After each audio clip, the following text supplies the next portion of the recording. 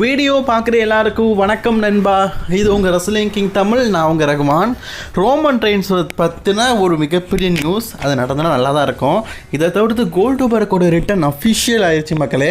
இதை தவிர்த்து இன்னும் ஒரு சில இன்ட்ரெஸ்டிங்கான ரெஸ்லிங் செய்களை பற்றி தான் இன்றைக்கி நம்ம வீடியோவாக பார்க்க போகிறோம். மறக்காமல் ஃபஸ்ட் டைம் சேனலுக்கு வந்துருக்கோங்க. சப்ஸ்கிரைப் பண்ணி பெல்லாக்கான கிளிக் பண்ணி வச்சுக்கோங்க. தினமும் இப்போ ரெஸ்லிங் சேனல் தமிழ் தெரிஞ்சுக்கோங்க. மறக்காமல் ஒரு லைக் பண்ணிக்கோங்க. உங்களோட ஒவ்வொரு லைக்கும் அடுத்தடுத்த ஃப்ரெண்ட்ஸ் உருவாக்குறதுக்கு ரொம்ப பெரிய ஹெல்ப்பாக இருக்கும்ல நண்பா. ஃபஸ்ட்டு நைட் ஆஃப் சாம்பியனுடைய லிஸ்ட்டில் ரோமன் ரெயின்ஸ் இல்லை.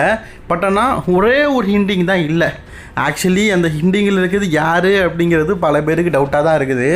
இஜியோ டிராகனோ வேறு ரிட்டனுக்கு ரெடியாக இருக்கார். அவர் மேபி அந்த லிஸ்ட்டில் இருக்கலாம் அப்படிங்கிற மாதிரி சொல்லப்பட்ட நிலையில் சில ஃபேன்ஸ் என்ன சொல்கிறாங்கன்னா அது ரோமன் ரெயின்ஸாக இருக்க வாய்ப்பு இருக்குது. ஏன்னா ரோமன் இதுக்கு முன்னாடி இந்த king and queen of the ring டோர்னமெண்ட்டில் கிங்குக்கான பதவி ஆசைப்பட்டிருக்காரு. அந்த தலையில் கிரீடத்தை வச்சு ஒரு தடவை ஆசைப்பட்டிருக்காரு.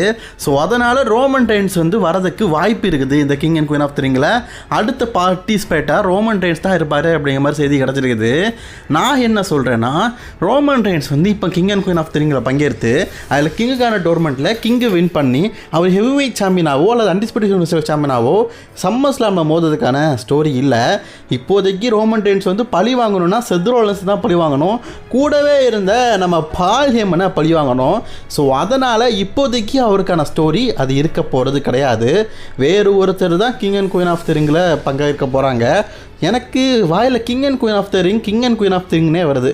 சரி, நைட் ஆஃப் சாம்பியனுங்க. நம்ம போன வருஷம் king and queen of the ring நடத்திட்டு இந்த வருஷம் மீண்டும் நைட் ஆஃப் சாம்பியன் அப்படின்னு மாற்றும்போது நமக்கு பேர்களில் தடுமாற்றம் ஏற்பதானே செய்யும். அந்த தடுமாற்றம் தாங்க, வேறு எதுவுமே இல்லை. ஸோ நம்ம ரோமன் ரெயின்ஸ் எனக்கு தெரிஞ்சு இந்த வாரம் நடக்க போகிற ஆளுக்கெல்லாம் வரதுக்கு வாய்ப்பு இல்லை. மேபி நைட் ஆஃப் சாம்பியனில் ஒரு வேளை செத் ரோலன்ஸுக்கு மேட்ச் இருக்கும்போது அவர் அட்டாக் பண்ணதுக்கு மேபி செத் ரோலன்ஸ் சர்ப்ரைஸ்லி ரிட்டர்ன் ஆக வாய்ப்பு இருக்குது. இந்த king and queen of the ரிங்கில் ரோமன் ரெயின்ஸ் வருவாருன்னு சொல்கிறத நான் ஏற்றுக்க முடியலை.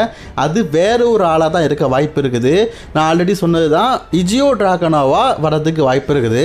ரோமன் ரெயின்ஸோட ரிட்டர்னை நம்ம சவுதி அரேபியாவில் எதிர்பார்க்கலாம். ரால எனக்கு தெரிஞ்சு இப்போதைக்கு அவர் வர வாய்ப்பு இல்லைன்னு நினைக்கிறேன். இதை தவிர்த்து நம்ம ஷேமஸ் அவருடைய ட்விட்டர் பேஜில் இந்த வாரம் மண்டே நைட்டால் king and queen of the ring டோர்னமெண்ட்டில் கிங்குக்கான டோர்னமெண்ட் ஒரு மேட்ச் இருக்குல்ல, அதில் ஒரு பச்சோந்தியை தூக்கி போட்டிருக்காரு. அந்த பச்சோந்தி ரெஸ்லர் யாருன்னு உங்களுக்கு தெரியும்ல, மறக்காமல் கான்பஸில் கவுண்ட் பண்ணிக்கோங்க. வேர்ல்டு ஹெவி வெயிட் சாம்பியன்ஷிப்பை குந்தர் இப்போ சமீபத்தில் வெற்றி பெற்றதே ஒரு மிகப்பெரிய சர்ப்ரைஸ். இப்போ WWE அடுத்த பேப்பரையும் night of champion. Night of சாம்பியனில் நம்ம என்ன நினச்சிட்டு இருக்கோம், குந்தரை பொறுத்த வரைக்கும் ஒரு பேப்பரி டிஃபெண்டிங் அப்படிங்கிறது அதிகமாக இருக்காது. ஒரு அன்டிஸ்பியூட்டட் யூனிவர்சல் சாம்பியன்ஷிப்புக்கெல்லாம் இருக்காது. ஆனால் நைட் ஆஃப் சாம்பியனில் ஒரு டைட்டில் டிஃபெண்ட் பண்ண போகிறாராம். அதுவும் கோல்டுபர்க்கு கூட அப்படிங்கிற மிகப்பெரிய செய்தி கிடச்சிருக்குது. அதுவும் இந்த வாரம் நடக்க போகிற மண்டே நைட் ராக்கு நம்ம கோல்டுபர்க் ரிட்டர்ன் ஆக போகிறாராம். என்ன சொல்கிற ப்ரோ? அப்போ தலை வருதான்னு கேட்டிங்கன்னா தலை வரலங்க, தலையோடு சேர்ந்து உருவமே வருது. நம்ம கோல்டுபர்க் தன்மான சிங்கம் இந்த வாரம் நடக்க போகிற மண்டே நைட் ராக் வரப்போகிறாரு அப்படிங்கிறத அவரே தன்னுடைய சோஷியல் மீடியாவில் சொல்லியிருக்காரு. ஸோ நான் வாரேன், ஹூ இஸ் த நெக்ஸ்ட் அப்படின்னு சொல்லிட்டு தான் ட்விட்டர் பேஜில் போட்டு நான் அவர் வரதை இந்த வாரம் மண்டே நைட் ராக் வரதை உறுதிப்படுத்திருக்காரு. கண்டிப்பாக குந்தருடைய லாஸ்ட் மேட்ச் அப்படிங்கிறது சாரி நம்ம கோல்டுபர்க்குடைய லாஸ்ட் மேட்ச் அப்படிங்கிறது குந்தர் கூட தான் இருக்கும் அப்படின்னு நமக்கு நல்லாவே தெரியும். ஆல்ரெடி ஒரு ஸ்டோரியை டெவலப் பண்ணி விட்டுட்டாங்க. அந்த டெவலப்பிங்கோடைய எண்டிங்காக தான் எனக்கு தெரிஞ்சு இப்போ WWE பார்த்தீங்கன்னா இவங்களுக்கான ஃபியூட் ஆரம்பிச்சிருக்கிறாங்க. கண்டிப்பாக இந்த வாரம் மண்டே நைட்டால் குந்தர் தன்னுடைய சாம்பியன்ஷிப்பை செலிப்ரேட் பண்ணும் நேரத்தில் நம்ம கோல்டுபர்க் சர்ப்ரைஸ்லி ரிட்டர்ன் ஆக வாய்ப்பு இருக்குது. கோல்டுபர்க் வெர்சஸ் குந்தர் இந்த மேட்சை ரசிகர்கள் சம்மர் ஸ்லாமு அண்ட் பெரிய பெரிய பேப்பர் ரசல்மனியா வரைக்கும் எதிர்பார்த்தாங்க. ஆனால் WWE இதை சவுதி அரேபியாவில் தான் நடத்த போகிறாங்க போல இருக்குது. ஏன்ப்பா சவுதியில் நடத்தணும், ஆல்ரெடி ஒரு பெரிய மேட்சை கன்ஃபார்ம் பண்ணியாச்சு அப்படின்னு கேட்டிங்கன்னா, ஆல்ரெடி இந்த வாரம் நடந்த மண்டே நைட் ராவை பார்த்துருப்பீங்க. சீனாக்கும் சரி சிஎம்பாங்குக்கும் ஒரு ஸ்டோரி டெவலப் பண்ணும்போது ஃபேன்ஸ்லாம் இன்றைக்கே இந்த மேட்ச் வேணும்னு சொன்னாங்க. ஏன்னா நைட் ஆஃப் சாம்பியனில் இந்த மேட்ச் நடந்தால் அவங்க பார்க்க முடியாது. ஸோ நைட் ஆஃப் சாம்பியன் மேட்ச்னு சொல்லும்போது பயங்கரமாக பூ பண்ணாங்க. அதே நிலைமை தான் இதுக்கு ஏற்பட போகுது. ஏன்னா நார்மலாக WWE பேப்பர் நீங்கள் பார்த்துருப்பீங்க, பெரிய பெரிய மேட்சஸ் கம்மியாக தான் இருக்கும். பேக்லாஸில் இருந்தது. பட் ஆனால் மனித பேங்கில் அந்தளவுக்கு பெரிய பெரிய மேட்சஸ்லாம் இல்லை. மனித பேங்கில் ஆடுற மேட்ச் வழக்கமாக நடக்கிறது தான். பட் ஆனால் நைட் ஆஃப் சாம்பியன் அப்படிங்கிறது சவுதி அரேபியாவில் நடக்கிற ஒரு ஈவெண்ட். அதில் கோல்டுபர்க் ஒரு last match, Johnson versus CM bunk சொல்லிட்டு ஒரு மிகப்பெரிய மேட்ச்சு. இப்படி மிகப்பெரிய மேட்சஸ் எல்லாம் சவுதி அரேபியாவுக்கு கொடுத்துட்டு சவுதி அரேபியாவுக்கு தாரை வாத்துட்டு இப்போ எப்போவுமே பார்க்குற யூஎஸ்ஏ மக்கள் மத்தியில் இந்த மேட்சை வைக்காமல் இருக்கிறது அவங்களுக்கு டிசப்பாயின்மெண்ட் தானே. ஸோ அதை பற்றி தான் சொல்லிட்டு இருக்காங்க. எனக்கு தெரிஞ்சு குந்தர் வந்து ஃபைனலி ஒரு மேட்ச் அப்படிங்கிறதுக்கு பதிலாக நைட் ஆஃப் சாம்பியனில் ஒரு மேட்ச் விளையாடிட்டு சம்மர்ஸ்லாமே ஒரு மேட்ச் விளையாடிட்டு அவர் ரிட்டையர்மெண்ட் ஆகி போகலாம். அது நல்லாயிருக்கும். பட் எல்லா முடிவும் அவர் கையில் தான் இருக்குது. அது மட்டும் இல்லாமல் கோல்டுபர்க் எதிர்பார்க்கறதை விட 2 மடங்கு அதிகமாகவே அவருக்கு பார்த்திங்கன்னா சவுதி அரேபியாவில் வந்து சண்டை போடுறதுக்கு சம்பளம் கொடுக்க போகிறாங்க அப்படிங்கிற மாதிரி சொல்லப்பட்டிருக்குது. ஏன்னா சவுதி அரேபியா ஆடியன்ஸை பொறுத்த வரைக்கும் கோல்டுபர்க்கு, அண்டர்டேக்கர், சீனாக்கெல்லாம் தனி ஃபேன் பேஸே உண்டு. அதனால தான் அவங்க வந்து அவங்கள அதிகமாக எதிர்பார்க்குறாங்க. அண்ட் ரோமன் ரெயின்ஸையும் எதிர்பார்க்கலாம். மரியாமே இவங்க வந்து ஏடபிள்யூவில் சண்டை போட்ட ரசலர். ஏடபிள்யூவில் ஒரு பெரிய பாப்புலர் ரசலர் ஆனதுக்கு அப்புறமா இவங்க டபிள்யூபிள்யூ பக்கம் வந்தாங்க. இப்போ டபிள்யூபிள்யூவில் என்எக்ஸ்டியில் வந்து கரண்ட்லி கான்ட்ராக்ட் சைனிங் பண்ணியிருக்கிறாங்க. அவங்களுக்கான ப்ரோமோ வீடியோ எல்லாத்தையுமே டபிள்யூபிள்யூ ரிலீஸ் பண்ணாங்க. இது உங்கள் எல்லாருக்குமே தெரிஞ்ச விஷயந்தான்.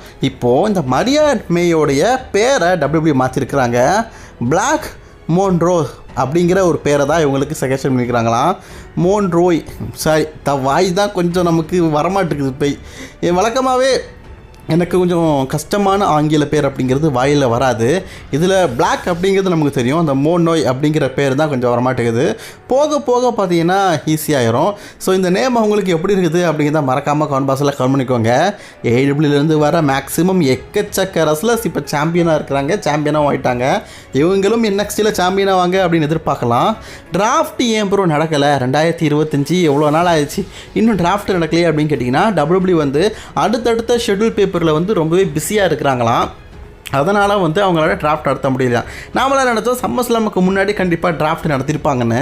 பட் ஆனால் இப்போ டபிள்யூபிள்யூட தரப்புலேருந்து என்ன சொல்லியிருக்காங்கன்னா செப்டம்பர் மந்த் வந்து நாங்கள் வந்து டிராஃப்டை நடத்துகிறோம். என்னது செப்டம்பர் அது வரைக்கும் நடத்தாதான் கேட்டிங்கன்னாமா, நான் ஆகஸ்ட் டைமில் சம்மர்ஸ்லாம் மட்டும் இல்லை, அதுக்கு முன்னாடி டபிள்யூபிள்யூ பார்த்தீங்கன்னா ஜூலை மந்த்து வந்து எவல்யூஷன் பேப்பரையும் நடத்தணும். இதை தவிர்த்து நைட் ஆஃப் சாம்பியன் பேப்பரையும் நடத்தணும். எக்கச்சக்க வேலைகள் அவங்களுக்கு இருக்குது. அதெல்லாம் பார்க்கணும். அப்படிங்கிறதுனால டபிள்யூபிள்யூ பார்த்தீங்கன்னா டிராஃப்டுடைய டேட்டை தள்ளி போட்டிருக்கிறாங்களாம். எப்போ அப்படிங்கிறத செப்டம்பர் மாதம் சொல்லுவாங்களாம். ஸோ செப்டம்பர் மாதம் தான் இதுக்கப்புறமா டிராஃப்டை எதிர்பார்க்க முடியும். அது வரைக்கும் எதிர்பார்க்காதீங்க அப்படிங்கிறத தான் சிம்பிளாட்டிக்காக சொல்லியிருக்கிறாங்க. ஜே ஊசோ மேலே டபிள்யூபிள்யூ வந்து ஒரு மிகப்பெரிய டிசப்பாயின்மெண்ட்டில் இருக்கிறாங்களாம். ஜே ஊசோவுக்கு இருக்கிற மார்க்கெட்டிங்கை வச்சு அவருக்கு ஃபேன்ஸ் ஆதரவு தரதை வச்சு தான் டபிள்யூபிள்யூ வந்து ஹெவி வெயிட் சாம்பியன்ஷிப்பை கையில் கொடுத்தாங்க. அது டோட்டலி ஃபெயிலியர் ஆயிடுச்சு. ஜே ஊசோடைய ஹெவி வெயிட் சாம்பியன் ஃபஸ்ட் எவரை வின் பண்ணி அது ஒரு ஃபெயிலியர் கேரக்டர் ஆயிடுச்சு. இப்போது ஜே ஊசோகிட்டேருந்து மீண்டும் குந்தர் சாம்பியன் ஆகிட்டார். இதுக்கப்புறமா பெரிய பெரிய சான்ஸ், பெரிய பெரிய புஷ் எல்லாம் ஜே ஊசோவுக்கு டபிள்யூபிள்யூ கொடுக்க போகிறது இல்லை. டபிள்யூபிள்யூ ரொம்பவே டிசப்பாயின்மெண்ட் ஆனதுனால இப்போ கிடக்கிற மிட்கார்டர்ஸோட சேர்ந்து தான் ஜே ஊசோ கடக்க போகிறாரு. பெரிய பெரிய வாய்ப்பெல்லாம் எதிர்பார்க்க முடியாது அப்படிங்கிற மாதிரி ஒரு மிகப்பெரிய செய்தி கிடச்சிருக்குது. ஆனால் பாவங்க ஜே ஊசோ மொத்தமாக கொடுத்தது டபிள்யூபிள்யூ கொஞ்சம் கொஞ்சமாக கொடுத்துருக்கலாம். மொத்தமாக கொடுத்துட்டு நீங்கள் கடைசியில் அவர் மேலே பழிய சொல்கிறது எந்த அளவுக்கு நியாயம் தெரியல. என்னை பொறுத்த வரைக்கும் இந்த வருஷம் ராயல் ரம்பவை சித்தரான்ஸை வின் பண்ண வச்சுட்டு மணி இந்த பேங்கை ஜே ஊசோ வின் பண்ண வச்சுருக்கலாம். அது நல்லா இருந்திருக்கும்னு தோணுது எனக்கு. ஈட் இந்த பேங்காக இருக்கும்ல.